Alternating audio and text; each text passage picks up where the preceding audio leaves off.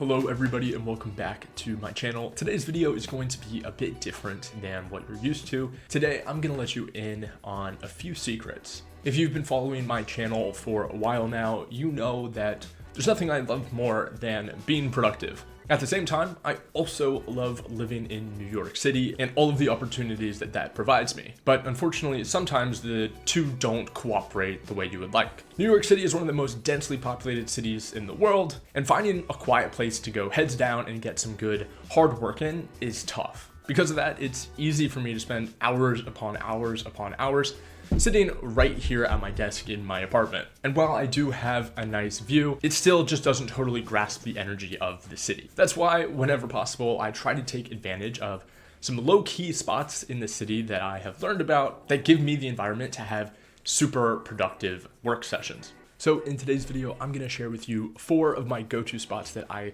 love going to in order to get that heads down productive time. And I do apologize, some of these aren't necessarily public spaces, so they may be more relevant to me, but fortunately 2 of them are definitely public spaces and are available for anyone to try. But before going any further, this video would not be possible without the team over at Espresso Displays. They were kind enough to hook me up with a fantastic monitor to take around the city and boost that productivity even more. I'm honestly blown away by just how portable this thing was and just how easy it was to travel with it and set it up on the go. So yeah, I'm gonna talk a little bit more about them later, but felt it was only right to give them a quick little shout out right now. And with that said, let's get into the first location. All right, so as I was alluding to, some of the locations on this list are a bit unfair just because they're kind of only available to me. And that's an easy segue into the first spot, and that is my terrace down in my apartment. I'm very fortunate that my apartment building has a full wraparound terrace on the 4th floor. That is the amenity floor here at my building. When I first moved to New York City, there was nothing that I loved more than going down to the terrace, sitting there, soaking up the views, and just reading, doing work, whatever it may be, taking a phone call. There really is just nothing better, and also it's so convenient just because it's about 7 floors below me. I'm also fortunate that there is plenty of seating. Of course, when I actually filmed this, it was about December 15th and 30 degrees, so that is why I am dressed the way that I am.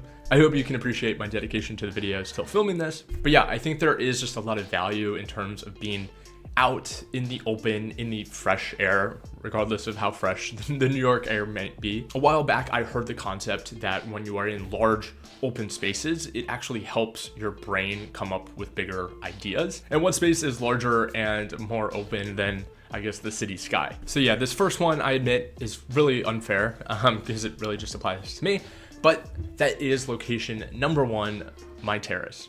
Okay, location number 2 is a little bit more fair for you guys, and it is the Clock. When you look up in Google Maps, the Clock, it's technically a coffee shop just a few blocks west of Grand Central. I first learned about this location because it is just a few blocks away from my office building, but really the Clock is so much more than just a coffee shop. This is actually the lobby of a large office building, and while that might not seem like something that inspires a ton of creativity, the ambiance in the setting of this lobby is fantastic. So not only do you have a great coffee shop with kind of your average New York choices, but there's also a ton of seating.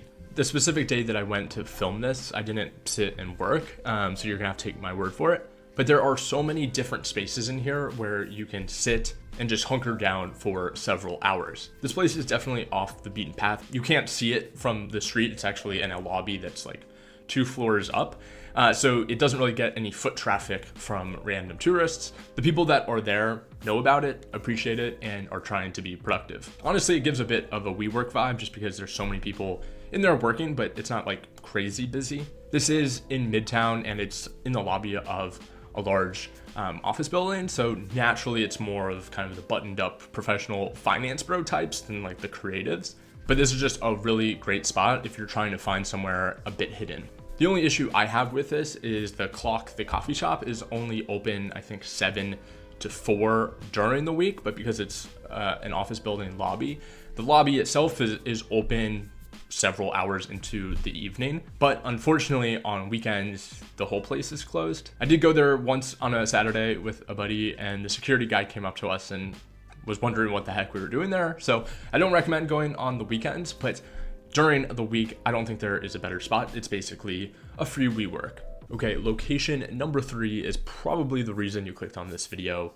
And this one I love so much. And this is the DeWitt Wallace periodical room in the New York Public Library. So if you're not familiar, the New York Public Library system has libraries all over the city, but the crown jewel of all of them is the Stephen Schwarzman building, which is right next to Bryant Park in Midtown. This building not only is absolutely gorgeous, from the outside, it's super just historic and makes you feel like you're going back in time, but it also is huge. The library itself is actually pretty touristy, and that's why it is important to know about the secret reading rooms. In the past, I would go to what was called the Rose Reading Room, which is something you might see a little bit more online on social media. Every room in the library is pretty strict. Like, you can't just go in there to sit down and look at your phone. Like, you have to show that you're coming to study. But even with that said, a lot of people know about the Rose Rooms, so that one sometimes can be hit or miss in order to find a spot. But with that said, the DeWitt Wallace periodical room is definitely much more low-key. And you can see here from the videos, this place is just amazing. Again, it feels like you're going back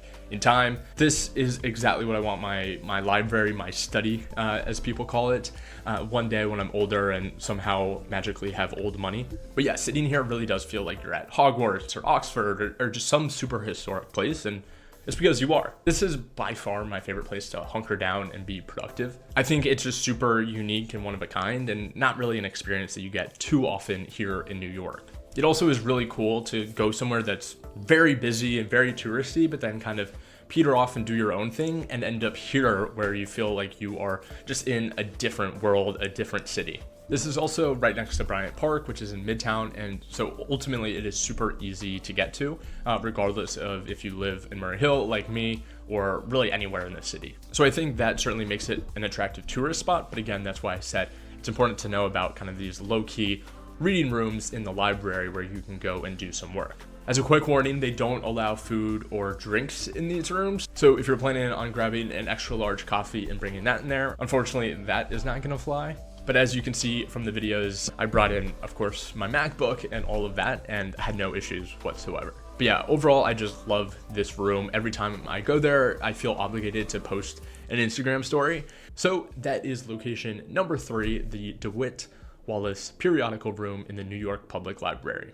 But before going to the next location, I want to talk about the sponsor of today's video, Espresso Displays. So chances are at this point, you've probably already seen one of their ads on Instagram. I think their marketing team is doing a fantastic job, not just of getting in front of the right people, but also making beautiful content. That's actually how I knew about them before they ever reached out to me, and was so thrilled when they did. And really, I think Espresso Displays speaks for themselves. They have such a sleek and beautiful design of their products. They are small enough to slip in your backpack, but big enough to actually make a difference in your productivity.